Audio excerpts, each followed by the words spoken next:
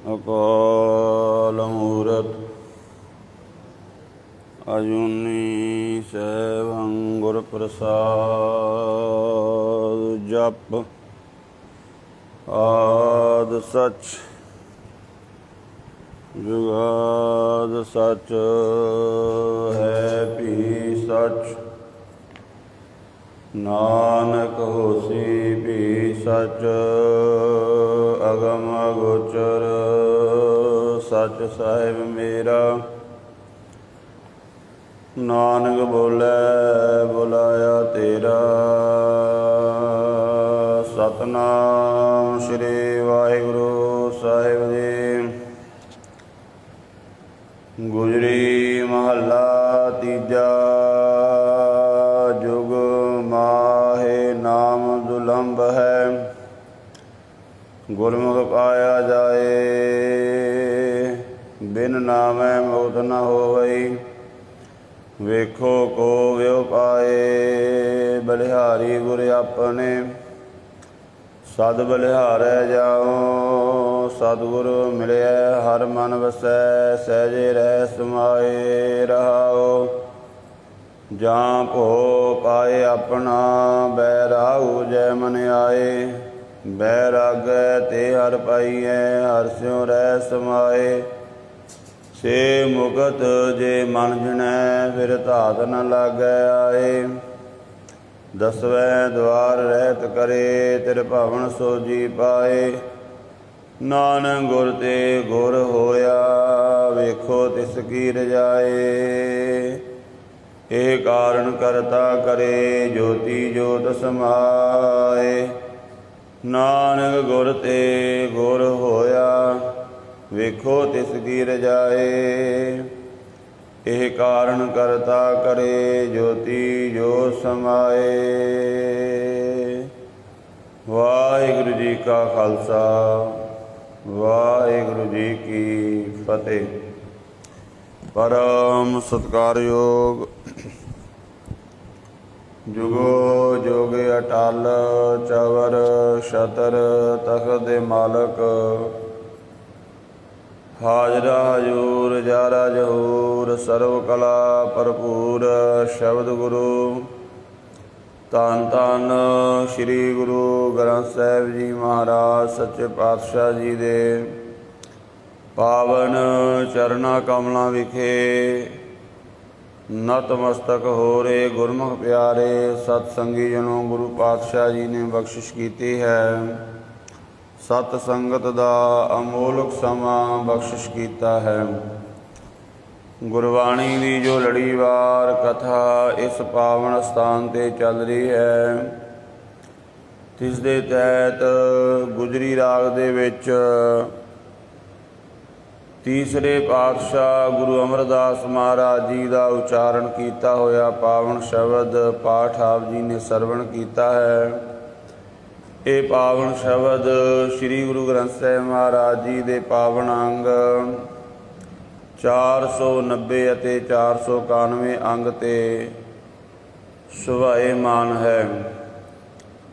ਇਸ ਦੇ ਨਾਲ ਜੋ ਅਗਲੇਰਾ ਸ਼ਬਦ ਹੈ ਉਸ ਦੇ ਵਿੱਚ ਵੀ ਧੰਨ ਗੁਰੂ ਅਮਰਦਾਸ ਮਹਾਰਾਜ ਸੱਚੇ ਪਾਤਸ਼ਾਹ ਜੀ ਜੋ ਸਾਨੂੰ ਉਪਦੇਸ਼ ਬਖਸ਼ਿਸ਼ ਕਰ ਰਹੇ ਹਨ। ਯਤਨ ਕਰਾਂਗੇ ਆਪਾਂ ਦੋ ਸ਼ਬਦਾਂ ਦੀ ਵਿਚਾਰ ਨਾਲ ਸਾਂਝ ਪਾ ਸਕੀਏ। ਸਾਹਿਬ ਸੱਚੇ ਪਾਤਸ਼ਾਹ ਧੰਨ ਗੁਰੂ ਅਮਰਦਾਸ ਮਹਾਰਾਜ ਜੀ ਜੋ ਕਿਰਪਾ ਬਖਸ਼ਿਸ਼ ਕਰ ਰਹੇ ਹਨ, ਸਤਿਗੁਰੂ ਜੀ ਦੇ ਅੰਮ੍ਰਿਤ ਬਚਨਾਂ ਨਾਲ ਸਾਂਝ ਪਾਈਏ। ਗੁਜਰੀ ਮਹੱਲਾ ਤੀਜਾ। ਜੁਗ ਮਾਹੇ ਨਾਮ ਦੁਲੰਭ ਹੈ।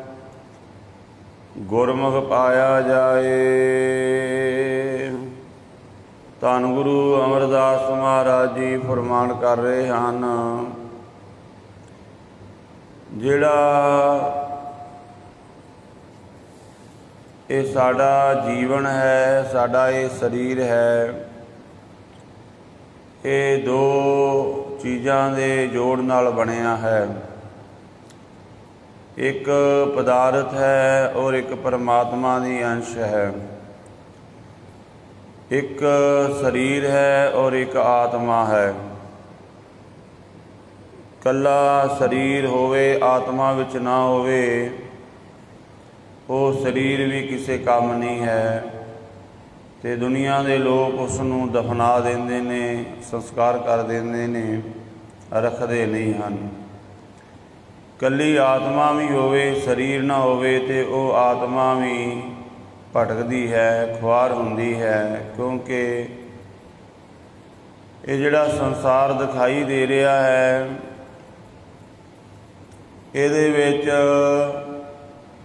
जेकर नाम नाल जुड़ना है, परमात्मा दे भगती दा नाम, तां वो भी सानू शरीर चाहिदा है आत्मा दे नाल। कली आत्मा परमात्मा की भगती नहीं कर सकती। तो इस शरीर दे विच वो दुर्लभ नाम है, पर उन्होंने पाण की विधि है गुरु के द्वारा। गुरु तो बिना आपां इस शरीर दे विचों नाम नहीं प्राप्त कर सकते। इस संसार दे विच नाम है, पर उस नाम नूं प्राप्त करन दी विधि है। जिवें धरती दे विच सारा कुछ छुपिया होया है, पर उसनूं प्रगट करन वास्ते बाहरों सानू कुछ ना कुछ बीजना पैंदा है। धरती दे विच मनुख दे कोल धरती होवे पर आखे नहीं, अपने आप इहदे विच फसलां पैदा हो जाण, अपने आप नहीं फसलां पैदा होणगीਆਂ। बीजना पवेगा, उद्यम करना पवेगा। भावें धरती दे विच वो तासीर है, वो पावर है, पर वो तां ही काम करेगी जेकर बाहरों भी उद्यम किया जाए। आपां भावें किन्नी वधिया धरती वधिया धरती होवे, कणक ना बीजांगे धरती खाली पेरेगी, सगों वो धरती बंजर हो जाएगी। ਉਹਦੇ ਵਿੱਚ कणक नहीं पैदा होवेगी, मक्की नहीं पैदा होवेगी, कोई भी फसल है।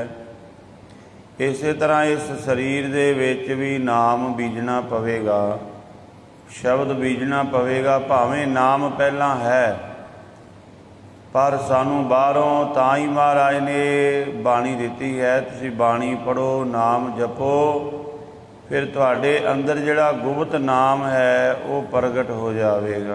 किसी भी काम नूं आपां वेखो करन दी विधि है, मर्यादा है, वो सीखनी पैंदी है। भावें आपां वो घर विच अपनी माँ तो सीखीए, अपने पिता कोलों सीखीए, जां स्कूल कालज भी टीचरां कोलों सीखीए, जां किसी कोलों भी सीखीए। कोई भी चीज़ है उहदी कला, उहदा ज्ञान, उहदी सोझी सानू लैनी पैंदी है। भैणां बीबियां रोटी बनादियां ने, आपां अपनी माँ को सीखिया है, जां किसी आंटी कोलों, चाची ताई कोलों, किसी कोलों सीखिया भी सब्जी बनानी, प्रशादा बनाना, कोई भी कार्य करना उहदी मर्यादा सानू सीखनी पैंदी है। भावें साडे घर विच सारा कुछ होवे, पर जे आपां नूं मर्यादा नहीं है, आपां घर विच पए होए पदार्थ तो भी सुख नहीं लै सकदे। महाराज ने बाणी विच आख्या, घर होंदा रतन पदार्थ भुखे, भागहीन हर दूरे। घर विच दुध है, मठियाई पदार्थ, चीनी, मिठा, बहुत कुछ पिया, रत्ना वर्गे कीमती पदार्थ पे नहीं, पर उन्होंने पकाना नहीं सी आउंदा। घर होंदा रतन पदार्थ भुखे, भागहीन हर दूरे। भुखा ही रहा बंदा, घर में सारा कुछ सी, ਉਹਨੂੰ ਕਿਸੇ ਨੇ ਆ ਕੇ ਆਖਿਆ ਵੀ ਇੰਨਾ ਕੁਝ ਤੇਰੇ ਘਰ ਪਿਆ ਸੀ, ਬਣਾ ਕੇ ਖਾ ਲੈਣਾ ਸੀ। ਕਹਿੰਦਾ ਮੈਨੂੰ ਬਣਾਉਣਾ ਹੀ ਨਹੀਂ ਆਉਂਦਾ, ਭੁੱਖਾ ਹੀ ਰਿਹਾ ਸਾਰਾ ਦਿਨ। ਇਸੇ ਤਰ੍ਹਾਂ ਮਨੁੱਖ ਭਾਗਾਂ ਤੋਂ ਹੀਣਾ ਰੱਬ ਤੋਂ ਦੂਰ ਚਲਾ ਜਾਂਦਾ ਹੈ। ਭਾਗ ਬਣਾਉਣੇ ਪੈਣਗੇ। ਭਾਗ ਕਿਵੇਂ ਬਣਨਗੇ? ਜਿਵੇਂ ਆਪਾਂ ਹੁਣ ਅੰਮ੍ਰਿਤ ਵੇਲੇ ਉੱਠੇ ਹਾਂ, ਕੁਝ ਨਾ ਕੁਝ ਨਿਤਨੇਮ ਕੀਤਾ, ਇਹ ਭਾਗ ਬਣ ਰਹੇ ਨੇ। ਇਹ ਕਰਮ ਸਾਨੂੰ ਇੱਕ ਦਿਨ ਰੱਬ ਦੇ ਨੇੜੇ ਲੈ ਜਾਣਗੇ। ਕਰਮ ਚੱਲਦੇ ਰਹਿਣ, ਚੱਲਦੇ ਰਹਿਣ। ਇਸ ਤਰ੍ਹਾਂ ਦੇ ਤਾਂ ਮਨੁੱਖ ਇੱਕ ਦਿਨ ਰੱਬ ਨੂੰ ਮਿਲ ਪਵੇਗਾ। ਜਿਵੇਂ ਬੱਚਾ ਸਕੂਲ ਜਾਂਦਾ ਹੈ, ਰੋਜ਼ ਜਾਂਦਾ ਹੈ, ਥੋੜ੍ਹਾ ਥੋੜ੍ਹਾ ਪੜ੍ਹਦਾ ਹੈ। ਇੱਕ ਦਿਨ ਪੜ੍ਹਦਾ ਪੜ੍ਹਦਾ ਉਹ ਵੱਡਾ ਅਫਸਰ ਬਣ ਜਾਂਦਾ ਹੈ, ਪਰ ਉਹਨੂੰ ਰੋਜ਼ ਪੜ੍ਹਨਾ ਪਿਆ, ਅਭਿਆਸ ਕਰਨਾ ਪਿਆ ਲਗਾਤਾਰ ਕਈ ਸਾਲ। ਇੱਕ ਦਿਨ ਉਹ ਉੱਚੀ ਪਦਵੀ 'ਤੇ ਪਹੁੰਚ ਗਿਆ। ਬਿਲਕੁਲ ਇਸੇ ਤਰ੍ਹਾਂ ਜਦੋਂ ਆਪਾਂ ਰੋਜ਼ ਅਭਿਆਸ ਕਰੀ ਚੱਲਾਂਗੇ ਤਾਂ ਫਿਰ ਭਾਗ ਬਣਨ ਲੱਗ ਜਾਂਦੇ ਨੇ। ਅਤੇ ਜੇ ਮਨੁੱਖ ਮਾੜੇ ਭਾਗ, ਕਹਿੰਦੇ ਮਾੜੇ ਅਤੇ ਚੰਗੇ ਭਾਗ, ਮਾੜੇ ਵੀ ਆਪ ਬਣਾਉਂਦਾ ਹੈ, ਚੰਗੇ ਵੀ ਆਪ ਬਣਾਉਂਦਾ ਹੈ। ਬੱਚਾ ਘਰੋਂ ਸਕੂਲੇ ਪੜ੍ਹਨ ਗਿਆ, ਪਰ ਪੜ੍ਹਨ ਨਹੀਂ ਗਿਆ, ਦੋਸਤਾਂ ਨਾਲ ਰਲ ਕੇ ਸਿਨੇਮਾ ਵੇਖਣ ਚਲਾ ਗਿਆ ਜਾਂ ਹੋਰ ਪਾਸੇ ਟਾਈਮ ਪਾਸ ਕਰਨ ਲੱਗ ਪਿਆ ਵੀ ਚਲੋ ਘਰਦਿਆਂ ਨੂੰ ਕਿਹੜਾ ਪਤਾ ਹੈ, ਤਾਂ ਉਹ ਮਾੜੇ ਭਾਗ ਆਪਣੇ ਆਪ ਬਣਾ ਰਿਹਾ ਹੈ। ਇੱਕ ਦਿਨ ਖੁਆਰ ਹੋਵੇਗਾ ਤੋ ਸਾਹਿਬ ਸੱਚੇ ਪਾਤਸ਼ਾਹ ਕਹਿੰਦੇ ਹੈ ਤਾਂ ਨਾਮ ਸਾਡੇ ਅੰਦਰ ਹੀ, ਪਰ ਉਹਨੂੰ ਪ੍ਰਾਪਤ ਕੀਤਾ ਜਾ ਸਕਦਾ ਹੈ ਗੁਰੂ ਦੇ ਦੁਆਰਾ। ਬਿਨ ਨਾਮੈ ਮੁਕਤ ਨ ਹੋਵਈ, ਵੇਖੋ ਕੋ ਵਿਉ ਪਾਏ। ਨਾਮ ਤੋਂ ਬਿਨਾਂ ਮੁਕਤ ਨਹੀਂ ਹੋ ਸਕਾਂਗੇ। ਮੁਕਤ ਜੋ ਸਾਨੂੰ ਬੰਧਨ ਪਏ ਹੋਏ ਨੇ ਅਨੇਕ ਤਰ੍ਹਾਂ ਦੇ, ਜਿਵੇਂ ਸਾਨੂੰ ਸਾਡੀਆਂ ਅੱਖਾਂ ਨੂੰ ਬੰਧਨ ਹੈ ਦੁਨੀਆ ਨੂੰ ਵੇਖਣ ਦਾ, ਅਤੇ ਆਪਾਂ ਇਹ ਦੁਨੀਆ ਦੀ ਵਾਸ਼ਨਾ ਨੂੰ ਅੱਖਾਂ ਵੇਖਦੀਆਂ ਨੇ, ਕੰਨ ਸੁਣਦੇ ਨੇ, ਰਸਨਾ ਵੀ ਉੱਧਰ ਜਾਂਦੀ ਹੈ, ਸਰੀਰ ਸਾਰਾ ਜਾਂਦਾ ਹੈ। ਇਹ ਬੰਧਨ ਪਏ ਹੋਏ ਨੇ। ਇਹ ਬੰਧਨਾਂ ਤੋਂ ਕਿਵੇਂ ਮੁਕਤ ਹੋਵੇਗਾ? ਨਾਮ ਜਪ ਕੇ। ਜਦੋਂ ਨਾਮ ਦਾ ਰਸ ਆਉਣ ਲੱਗ ਪਿਆ ਫਿਰ ਇਹ ਅੱਖਾਂ ਸੰਸਾਰ ਵੱਲ ਨਹੀਂ ਜਾਣਗੀਆਂ। ਨਹੀਂ ਤੇ ਭਾਈ ਗੁਰਦਾਸ ਜੀ ਲਿਖਦੇ ਨੇ, ਅੱਖੀਂ ਦੇਖ ਨਾ ਰਜੀਆਂ ਬੋ ਰੰਗ ਤਮਾਸ਼ੇ, ਉਸਤਤ ਨਿੰਦਾ ਕੰਨ ਸੁਣ ਰੋਵਣ ਤੇ ਹਾਸੇ, ਸਾਧੀ ਜੀਵ ਨਾ ਰਜੀਆਂ ਕਰ ਭੋਗ ਵਿਲਾਸੇ। ਨਾਮ ਹੀ ਸਾਨੂੰ ਇਹਨਾਂ ਮਾੜੀਆਂ ਆਦਤਾਂ ਤੋਂ ਮੁਕਤ ਕਰ ਸਕਦਾ ਹੈ। ਇਹ ਸਾਨੂੰ ਆਦਤਾਂ ਪਈਆਂ ਹੋਈਆਂ ਨੇ ਐਸੀਆਂ ਸੰਸਾਰ ਦੀਆਂ, ਇਹਨਾਂ ਦੇ ਬੰਧਨ ਵਿੱਚ ਅਸੀਂ ਬੱਝੇ ਹੋਏ ਦੁਖੀ ਹੁੰਦੇ ਹਾਂ। ਸਾਡੇ ਅੰਦਰ ਜਿਹੜਾ ਕਲੇਸ਼ ਦੁੱਖ ਪੈਦਾ ਹੁੰਦਾ ਉਹਦਾ ਕਾਰਨ ਵੀ ਇਹੀ ਹੈ। ਮਹਾਰਾਜ ਕਹਿੰਦੇ ਨਾਮ ਨਾਲ ਜੁੜੋਗੇ ਤਾਂ ਮੁਕਤ ਹੋਵੋਗੇ ਇਹਨਾਂ ਮਾੜੇ ਕਰਮਾਂ ਤੋਂ, ਨਹੀਂ ਤਾਂ ਨਾਮ ਤੋਂ ਬਿਨਾਂ ਕੋਈ ਮੁਕਤ ਨਹੀਂ ਹੋ ਸਕਦਾ। ਨਾ ਇੱਥੇ ਵਿਕਾਰਾਂ ਤੋਂ, ਨਾ ਅੱਗੇ ਜਮਾਂ ਤੋਂ। ਬਲਿਹਾਰੀ ਗੁਰ ਆਪਣੇ ਸਦ ਬਲਿਹਾਰੈ ਜਾਉ, ਆਪਣੇ ਗੁਰੂ ਤੋਂ ਬਲਿਹਾਰ ਜਾਈਏ। ਇੱਕ ਦਿਨ, 2 ਦਿਨ, ਕਿੰਨਾ ਸਮਾਂ? ਕਹਿੰਦੇ ਸਦਾ ਵਾਸਤੇ। ਜਿੰਨਾ ਤੇਰੇ ਸਵਾਸ ਚੱਲ ਰਹੇ ਨੇ ਸਦਾ ਵਾਸਤੇ ਗੁਰੂ ਤੋਂ ਬਲਿਹਾਰ ਜਾਈਏ। ਸਤਿਗੁਰ ਮਿਲਿਆ ਹਰ ਮਨ ਵਸੈ, ਸਹਿਜੇ ਰਹਿ ਸਮਾਏ। ਜਦੋਂ ਕੋਈ ਸਤਿਗੁਰੂ ਨੂੰ ਮਿਲ ਪੈਂਦਾ ਹੈ ਅੰਦਰੋਂ, ਤਾਂ ਉਦੋਂ ਹੀ ਮਨ ਵਿੱਚ ਰੱਬ ਵਸ ਜਾਂਦਾ ਹੈ, ਭਾਵ ਪ੍ਰਗਟ ਹੋ ਜਾਂਦਾ ਹੈ। ਸਤਿਗੁਰੂ ਨੂੰ ਸਭ ਕੋ ਵੇਖਦਾ, ਜੇਤਾ ਜਗਤ ਸੰਸਾਰ, ਡਿਠੈ ਮੁਕਤ ਨ ਹੋਵੀ, ਜਿਚਰ ਸ਼ਬਦ ਨ ਕਰੇ ਵਿਚਾਰ। ਬਾਹਰੋਂ ਨਹੀਂ ਅੰਦਰ ਦਾ ਮੇਲ ਮਹਾਰਾਜ ਕਹਿ ਰਹੇ ਨੇ। ਅੰਦਰੋਂ ਸਤਿਗੁਰੂ ਨਾਲ ਮਿਲਣਾ ਹੈ। ਅੰਦਰੋਂ ਮਿਲਣ ਦਾ ਕੀ ਭਾਵ ਹੁੰਦਾ ਹੈ? ਅੰਦਰੋਂ ਕੌਣ ਮਿਲਦਾ ਹੈ? ਅੰਦਰੋਂ ਉਹਦੇ ਨਾਲ ਸੁਰ ਤਾਰ ਮਿਲਦੀ ਹੈ ਜਿਹੜਾ ਸਾਡੇ ਵਰਗਾ ਹੋਵੇ, ਜਿਹੜਾ ਸਾਡੇ ਨਾਲ ਅੰਦਰੋਂ ਬਿਲਕੁਲ ਉਸੇ ਤਰ੍ਹਾਂ ਸਾਡੇ ਨਾਲ ਸਹਿਮਤ ਹੋ ਜਾਵੇ। ਅਤੇ ਉਹ ਤਾਂ ਹੋਵੇਗਾ ਜੇ ਆਪਾਂ ਗੁਰੂ ਵਰਗਾ ਬਣਾਂਗੇ। ਮਹਾਰਾਜ ਨੇ ਬਾਣੀ ਵਿੱਚ ਆਖਿਆ, ਸਤਿਗੁਰ ਕੀ ਬਾਣੀ ਸਤ ਸਰੂਪ ਹੈ, ਗੁਰਬਾਣੀ ਬਣੀ ਹੈ। ਤੁਸੀਂ ਗੁਰਬਾਣੀ ਵਰਗਾ ਬਣਨਾ ਹੈ। ਬਾਣੀ ਸਤ ਸਰੂਪ ਹੈ। ਬਾਣੀ ਵਿੱਚ ਕੋਈ ਵਲਛਲ ਨਹੀਂ। ਤੂੰ ਵਲਛਲ ਕਰਨਾ ਛੱਡ ਦੇ, ਝੂਠ ਬੋਲਣਾ ਛੱਡ ਦੇ, ਨਿੰਦਿਆ ਕਰਨੀ ਛੱਡ ਦੇ। ਇਹ ਮਾੜੇ ਕਰਮ ਛੱਡ ਦੇਵਾਂਗੇ ਅਤੇ ਬਾਣੀ ਸਤ ਹੈ, ਗੁਰੂ ਸਤ ਸਰੂਪ ਹੈ। ਅਤੇ ਫਿਰ ਸਤ ਸਰੂਪ ਜਦੋਂ ਆਪਾਂ ਵੀ ਉਸ ਤਰ੍ਹਾਂ ਦੇ ਬਣ ਗਏ, ਕੁਦਰਤੀ ਗੱਲ ਹੈ, ਇਮਾਨਦਾਰ ਬੰਦੇ ਨੂੰ ਇਮਾਨਦਾਰ ਚੰਗਾ ਲੱਗਦਾ ਹੈ। ਬੇਈਮਾਨ ਬੰਦੇ ਨੂੰ ਇਮਾਨਦਾਰ ਚੰਗਾ ਨਹੀਂ ਲੱਗਦਾ, ਉਹਨੂੰ ਬੇਈਮਾਨ ਚੰਗੇ ਲੱਗਦੇ ਨੇ। ਉਸ ਤਰ੍ਹਾਂ ਦੇ ਲੋਕ ਉਹਨੂੰ ਚੰਗੇ ਲੱਗਦੇ ਹਨ।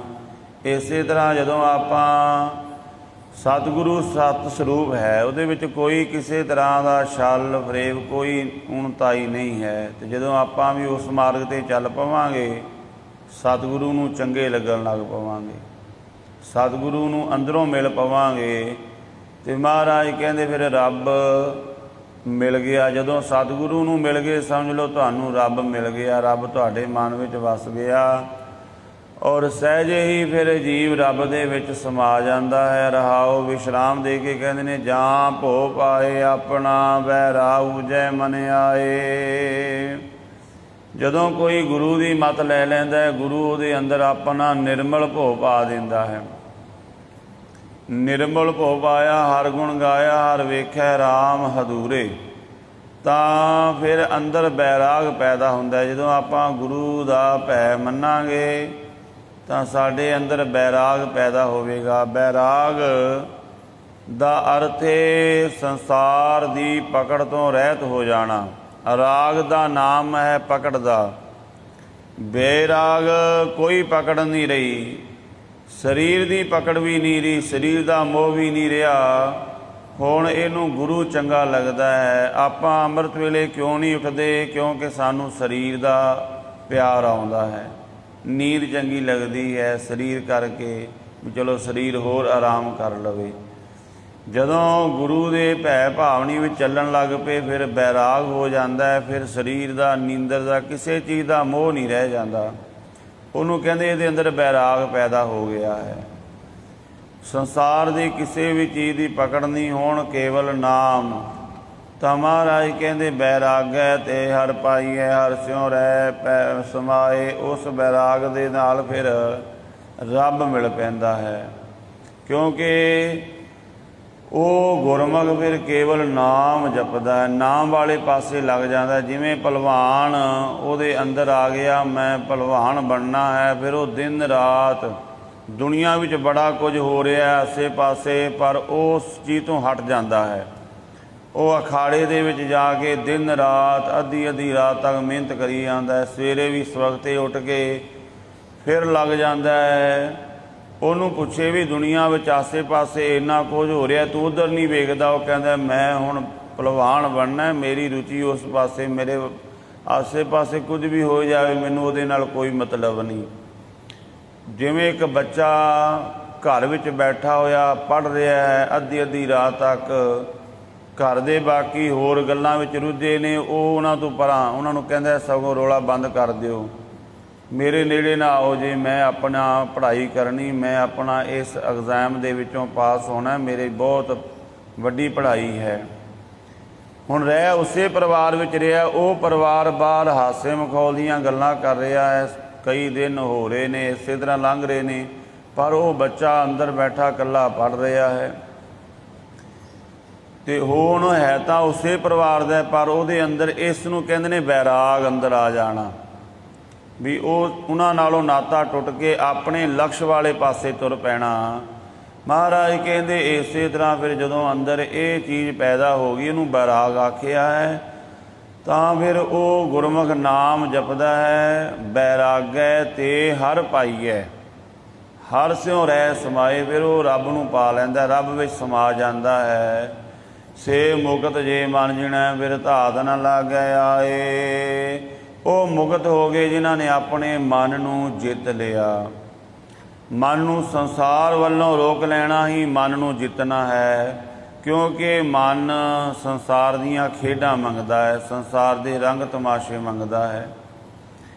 ਤੇ ਮਨ ਨੂੰ ਉਸ ਪਾਸੇ ਤੋਂ ਰੋਕ ਕੇ ਨਾਮ ਵਾਲੇ ਪਾਸੇ ਜੋੜ ਲਈ। ਇੱਕ ਵਾਰੀ ਜੁੜ ਗਿਆ ਫਿਰ ਧਾਤ ਨਾ ਲੱਗ ਆਏ, ਫਿਰ ਇਹਨੂੰ ਮਾਇਆ ਦੀ ਧਾਵਣੀ ਨਹੀਂ ਲੱਗਦੀ, ਫਿਰ ਇਹਨੂੰ ਮਾਇਆ ਦਾ ਮੋਹ, ਮਾਇਆ ਦੀ ਖਿੱਚ ਨਹੀਂ ਪੈਂਦੀ। ਇੱਕ ਵਾਰੀ ਮਨ ਰੱਬ ਨਾਲ ਜੁੜ ਜਾਵੇ ਫਿਰ ਇਹ ਮਨ ਸੰਸਾਰ ਵੱਲ ਨਹੀਂ ਦੌੜਦਾ, ਪਦਾਰਥਾਂ ਵੱਲ ਨਹੀਂ ਜਾਂਦਾ, ਵਿਕਾਰਾਂ ਵੱਲ ਨਹੀਂ ਜਾਂਦਾ। ਦਸਵੇਂ ਦੁਆਰ ਰਹਿਤ ਕਰੇ ਤੇਰੇ ਭਵਨ ਸੋਝੀ ਪਾਏ।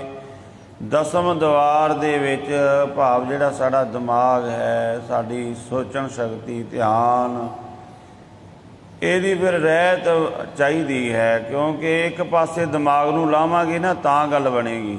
ਹਰ ਇੱਕ ਚੀਜ਼ ਦੀ ਰਹਿਤ ਹੈ ਨਾ, ਮਰਿਆਦਾ ਹੈ। ਦਸਵੇਂ ਦੁਆਰ ਰਹਿਤ ਕਰੇ, ਦਸਮ ਦੁਆਰ ਦੀ ਰਹਿਤ ਆਪਾਂ ਨੂੰ ਇੱਕ ਪਾਸੇ ਦਿਮਾਗ ਲਾਉਣਾ ਪਵੇਗਾ ਸ਼ਬਦ ਦੇ ਅਭਿਆਸ ਦੇ ਵਿੱਚ, ਤੇ ਫਿਰ ਕੀ ਹੋਵੇਗਾ? ਤੇਰੇ ਭਾਵਨ ਸੋਝੀ ਪਾਏ, ਤਿੰਨੇ ਭਾਵਨਾ ਦੀ ਸੋਝੀ ਇਸ ਨੂੰ ਹੋ ਜਾਂਦੀ, ਭਾਵ ਸਾਰਾ ਗਿਆਨ ਹੋ ਜਾਂਦਾ ਹੈ ਨਾਮ ਜਪਣ ਦੇ ਨਾਲ। ਸੋਝੀ ਆ ਜਾਂਦੀ ਨਾਮ ਜਪਣ ਦੇ ਨਾਲ। ਨਾਨਕ ਗੁਰ ਤੇ ਗੁਰ ਹੋਇਆ, ਵੇਖੋ ਤਿਸ ਕੀ ਰਜਾਏ। ਮਹਾਰਾਜ ਕਹਿੰਦੇ ਵੇਖੋ ਇਹ ਨਾਮ ਜਪ ਜਪ ਕੇ ਗੁਰੂ ਦਾ ਹੀ ਰੂਪ ਹੋ ਗਿਆ, ਰੱਬ ਦਾ ਹੀ ਰੂਪ ਹੋ ਗਿਆ ਹੈ, ਕੋਈ ਫਰਕ ਨਹੀਂ ਰਹਿ ਗਿਆ। ਮਹਾਰਾਜ ਬਾਣੀ ਵਿੱਚ ਕਹਿੰਦੇ ਨੇ, ਹਰ ਕਾ ਸੇਵਕ ਸੋ ਹਰ ਜਿਹਾ, ਭੇਦ ਨਾ ਜਾਣੋ ਮਾਨਸ ਦਿਆ। ਉਹਦੀ ਦੇਹੀ ਨੂੰ ਵੇਖ ਕੇ ਨਾ ਸੋਚੋ ਸਾਡੇ ਵਰਗਾ ਹੀ ਹੈ।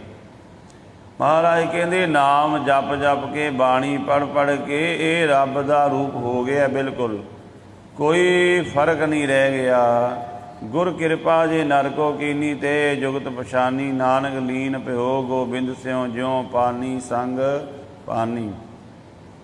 ਵੇਖਣ ਨੂੰ ਆਪਾਂ ਨੂੰ ਵੱਖਰਾ ਲੱਗ ਰਿਹਾ, ਮਹਾਰਾਜ ਕਹਿੰਦੇ ਇਹਨੂੰ ਆਮ ਮਨੁੱਖ ਨਾ ਸਮਝੋ, ਇਹ ਹੁਣ ਗੁਰੂ ਦਾ ਰੂਪ ਹੋ ਗਿਆ ਹੈ। ਇਹ ਗੁਰੂ ਦੀ ਰਜ਼ਾ ਐਸੀ ਹੈ, ਜਿਹੜਾ ਗੁਰੂ ਦੀ ਰਜ਼ਾ ਵਿੱਚ ਚੱਲਦਾ ਹੈ ਗੁਰੂ ਆਪਣੇ ਵਰਗਾ ਹੀ ਬਣਾ ਲੈਂਦਾ ਹੈ। ਜਿਵੇਂ ਕੋਈ ਸੰਗੀਤ ਸਿੱਖਣ ਗਿਆ, ਜਿਵੇਂ ਉਸਤਾਦ ਨੇ ਆਖਿਆ ਤੂੰ ਇਸੇ ਤਰ੍ਹਾਂ ਕਰ, ਇੱਦਾਂ ਅਭਿਆਸ ਕਰ, ਇੱਦਾਂ ਪ੍ਰੈਕਟਿਸ ਕਰ, ਉਹ ਕਰੀ ਗਿਆ ਤੇ ਇੱਕ ਦਿਨ ਉਹ ਜਿਵੇਂ ਜਿਵੇਂ ਦੱਸੀ ਗਿਆ ਨਾ ਉਸਤਾਦ, ਉਵੇਂ ਉਵੇਂ ਕਰੀ ਗਿਆ। ਇੱਕ ਦਿਨ ਉਸਤਾਦ ਕਹਿੰਦਾ, ਕੁਝ ਲੋਕ ਇਕੱਠੇ ਹੋਏ ਤੇ ਉਹਨਾਂ ਨੂੰ ਕਹਿੰਦਾ ਵੀ ਇਹਦੇ ਵਿੱਚ ਤੇ ਮੇਰੇ ਵਿੱਚ ਹੁਣ ਕੋਈ ਫਰਕ ਨਹੀਂ, ਮੇਰੇ ਵਾਲਾ ਸਾਰਾ ਗੁਣ ਇਹਦੇ ਵਿੱਚ ਹੈ, ਹੁਣ ਕੋਈ ਫਰਕ ਨਹੀਂ ਰਹਿ ਗਿਆ। ਪਰ ਉਹ ਕਿੰਨਾ ਸਮਾਂ ਲੱਗਾ। ਇਸੇ ਤਰ੍ਹਾਂ ਗੁਰੂ ਨੇ ਵੀ ਕਹਿ ਦਿੱਤਾ, ਖਾਲਸਾ ਮੇਰੋ ਰੂਪ ਹੈ ਖਾਸ, ਖਾਲਸੇ ਮੇਂ ਹੋਂ ਕਰੋ ਨਿਵਾਸ। ਪਤਾ ਸਮਾਂ ਕਿੰਨਾ ਲੱਗਾ ਖਾਲਸਾ ਹੋਣ ਤੇ? ਤਕਰੀਬਨ 239 ਸਾਲ ਦਾ, 250 ਸਾਲ, ਤਕਰੀਬਨ 10-11 ਸਾਲ ਘੱਟ, 250 ਸਾਲ ਦਾ ਸਮਾਂ ਲੱਗ ਗਿਆ। ਗੁਰੂ ਨਾਨਕ ਦੇਵ ਜੀ ਤੋਂ ਲੈ ਕੇ ਗੁਰੂ ਗੋਬਿੰਦ ਸਿੰਘ ਮਹਾਰਾਜ ਜੀ ਦਾ ਸਮਾਂ। ਤੇ ਅੱਜ ਗੁਰੂ ਗੋਬਿੰਦ ਸਿੰਘ ਮਹਾਰਾਜ ਕਹਿ ਰਹੇ ਨੇ ਖਾਲਸਾ ਮੇਰੋ ਰੂਪ ਹੈ ਖਾਸ। ਪਹਿਲਾਂ ਵੀ ਘਟਨਾ ਹੋਈ ਪਰ ਇਕਾਦ, ਪਰ ਮਹਾਰਾਜ ਕਹਿੰਦੇ ਨਹੀਂ ਹੁਣ ਖਾਲਸਾ ਮੇਰੋ ਰੂਪ ਹੈ ਖਾਸ। ਤੋ ਪਾਤਸ਼ਾਹ ਫਰਮਾਨ ਕਰ ਰਹੇ ਨੇ, ਇਹ ਕਾਰਨ ਕਰਤਾ ਕਰੇ ਜੋਤੀ ਜੋ ਸਮਾਏ। ਇਹ ਕੇਵਲ ਵਾਹਿਗੁਰੂ ਹੀ ਕਰ ਸਕਦਾ ਹੈ, ਉਹ ਆਪਣੇ ਵਰਗਾ ਬਣਾ ਲੈਂਦਾ ਹੈ। ਹੋਰ ਕੋਈ ਵੀ ਦੁਨੀਆ ਵਿੱਚ ਨਹੀਂ ਚਾਹੁੰਦਾ ਕਿ ਕੋਈ ਮੇਰੇ ਬਰਾਬਰੀ ਕਰੇ, ਪਰ ਇੱਕ ਗੁਰੂ ਰੱਬ ਐਸਾ, ਉਹ ਕਹਿੰਦਾ ਵੀ ਤੂੰ ਆ ਸੀ ਮੇਰੇ ਮਾਰਗ 'ਤੇ, ਮੈਂ ਤੈਨੂੰ ਆਪਣਾ ਰੂਪ ਹੀ ਦੇ ਦੇਵਾਂਗਾ, ਆਪਣਾ ਆਪ ਸਾਰਾ ਕੁਝ ਹੀ ਦੇ ਦੇਵਾਂਗਾ। ਜਿਵੇਂ ਵੇਖੋ ਸੰਸਾਰ ਦੇ ਵਿੱਚ ਭਾਵੇਂ ਹੋਰ ਵੀ ਮਨੁੱਖ ਸਾਡੇ ਪਿਓ ਦੀ ਉਮਰ ਦੇ ਹਨ, ਪਰ ਉਹ ਸਾਨੂੰ ਕੁਝ ਵੀ ਨਹੀਂ ਦੇ ਸਕਦੇ। ਪਰ ਜੇ ਆਪਾਂ ਆਪਣੇ ਪਿਓ ਦੀ ਆਗਿਆ ਮੰਨਾਂਗੇ ਨਾ, ਤੇ ਪਿਓ ਕਹਿੰਦਾ ਵੀ ਮੇਰੀ ਸਾਰੀ ਪ੍ਰੋਪਰਟੀ ਤੇਰੀ ਹੈ, ਸਾਰਾ ਕੁਝ ਹੀ ਤੇਰਾ ਹੈ। ਕਿਉਂ ਜੀ? ਵੀ ਇਹ ਮੇਰਾ ਪੁੱਤਰ ਆਗਿਆ ਮੰਨਦਾ ਹੈ, ਇਹਨੇ ਆਗਿਆ ਮੰਨੀ, ਹਰ ਇੱਕ ਗੱਲ ਮੇਰੀ ਮੰਨੀ, ਸੇਵਾ ਕਰਦਾ ਹੈ, ਹੁਕਮ ਦੇ ਵਿੱਚ ਚੱਲਦਾ ਹੈ। ਇਸੇ ਤਰ੍ਹਾਂ ਮਹਾਰਾਜ ਕਹਿੰਦੇ ਰੱਬ ਵੀ ਐਸਾ ਹੈ। ਤਾਂ ਹੀ ਤਾਂ ਬਾਣੀ ਵਿੱਚ ਕਿਹਾ, ਤੂੰ ਮੇਰਾ ਪਿਤਾ ਤੂੰ ਹੈ ਮੇਰਾ ਮਾਤਾ। ਉਹ ਪਿਤਾ ਦੇ ਵਾਂਗ ਹੀ ਪਿਆਰ ਕਰਦਾ ਵੀ ਤੂੰ ਹੁਕਮ ਵਿੱਚ ਚੱਲ, ਸਾਰੀਆਂ ਸ਼ਕਤੀਆਂ ਸਾਰੇ ਖਜ਼ਾਨੇ ਤੂੰ ਲੈ ਲਈਏ। ਗੁਜਰੀ ਮਹੱਲਾ ਤੀਜਾ। ਅਗਲਾ ਸ਼ਬਦ ਗੁਰੂ ਅਮਰਦਾਸ ਮਹਾਰਾਜ ਫਰਮਾਨ ਕਰ ਰਹੇ ਨੇ, ਰਾਮ ਰਾਮ ਸਭ ਕੋ ਕਹਿ ਕੇ ਐ ਰਾਮ ਨਾ ਹੋਏ। ਪਰ ਇੱਦਾਂ ਨਹੀਂ ਗੱਲ ਬਣਨੀ ਵੀ ਰਸਨਾ ਤੋਂ ਇਕੱਲਾ ਰਾਮ ਰਾਮ ਕਹੀ ਜਾਵੇਂ, ਅੰਦਰੋਂ ਮਨ ਵਿੱਚ ਉਸ ਚੀਜ਼ ਨੂੰ ਧਾਰਨ ਨਾ ਕਰੇ। ਜਿਵੇਂ ਆਪਾਂ ਮੂੰਹ ਤੋਂ ਤਾਂ ਪਿਓ ਨੂੰ ਪਿਓ ਪਿਓ ਕਹੀ ਜਾਈਏ, ਪਰ ਉਹਦੀ ਗੱਲ ਕੋਈ ਮੰਨੀਏ ਨਾ, ਅਤੇ ਉੱਦਾਂ ਕਹੀ ਜਾਈਏ ਮੇਰਾ ਪਿਓ ਹੈ, ਮੇਰਾ ਪਿਤਾ ਹੈ, ਮੇਰਾ ਡੈਡੀ ਹੈ, ਅਤੇ ਉਹ ਆਖੇ ਮੈਨੂੰ ਪਾਣੀ ਦੇ, ਰੋਟੀ ਦੇ, ਜਾਂ ਤੂੰ ਇਹ ਕੰਮ ਕਰੇ, ਆਪਾਂ ਸਾਫ਼ ਜਵਾਬ ਦੇ ਦਈਏ, ਅਤੇ ਉਹਨੇ ਕਹਿਣਾ ਤੂੰ ਮੈਨੂੰ ਕਾਹਦਾ ਪਿਓ ਕਹਿ ਰਿਹਾ ਹੈ, ਤੂੰ ਤਾਂ ਮੇਰੀ ਗੱਲ ਹੀ ਨਹੀਂ ਮੰਨਦਾ। ਇਸੇ ਤਰ੍ਹਾਂ ਆਪਾਂ ਰੱਬ ਰੱਬ ਵਾਹਿਗੁਰੂ ਵਾਹਿਗੁਰੂ ਕਹਿਣਾ ਹੈ, ਪਰ ਨਾਲ ਗੁਰੂ ਦਾ ਹੁਕਮ ਵੀ ਮੰਨਣਾ ਹੈ। ਗੁਰੂ ਕਹਿੰਦਾ ਅੰਮ੍ਰਿਤ ਵੇਲੇ ਉੱਠ, ਇਸ਼ਨਾਨ ਕਰ, ਨਾਮ ਜਪ।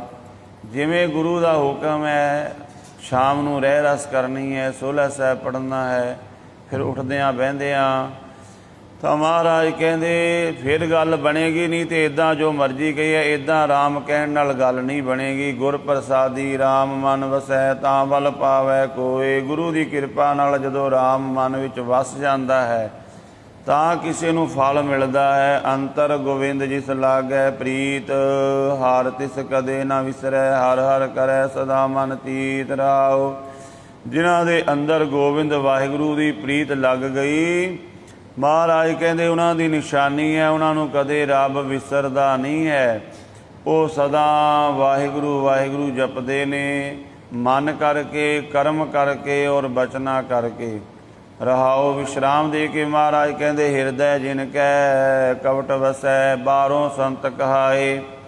ਜਿਨ੍ਹਾਂ ਦੇ ਹਿਰਦੇ ਵਿੱਚ ਕਵਟ ਹੈ ਤੇ ਬਾਹਰੋਂ ਬੜਾ ਵਾਹਿਗੁਰੂ ਵਾਹਿਗੁਰੂ ਕਰਦੇ ਨੇ, ਜਾਂ ਬਾਣੀ ਪੜ੍ਹਦੇ ਨੇ, ਧਾਰਮਿਕ ਕਰਮ ਕਰਦੇ ਨੇ, ਬਾਹਰੋਂ ਤਾਂ ਉਹ ਸੰਤ ਕਹਾਰੇ ਨੇ, ਪਰ ਅੰਦਰ ਕਪਟ ਹੈ, ਛਲ ਹੈ, ਅੰਦਰ ਉਹ ਗੱਲ ਨਹੀਂ ਹੈ।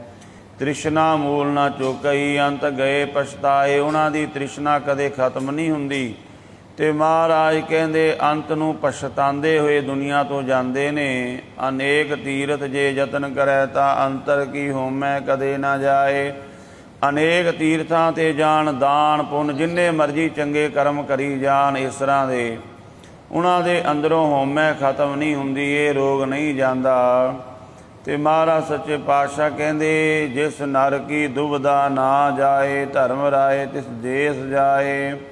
ਉਹਨਾਂ ਦੇ ਅੰਦਰੋਂ ਦੋ ਵਿਧਾ, ਦੁਬਦਾ ਦਾ ਅਰਥ ਹੈ ਦੋ ਵਿਧ ਹੋ ਕੇ ਚੱਲਣਾ, ਵੀ ਸੰਸਾਰ ਨੂੰ ਵੀ ਖੁਸ਼ ਕਰੀਏ, ਰੱਬ ਨੂੰ ਵੀ ਪਾ ਲਈਏ।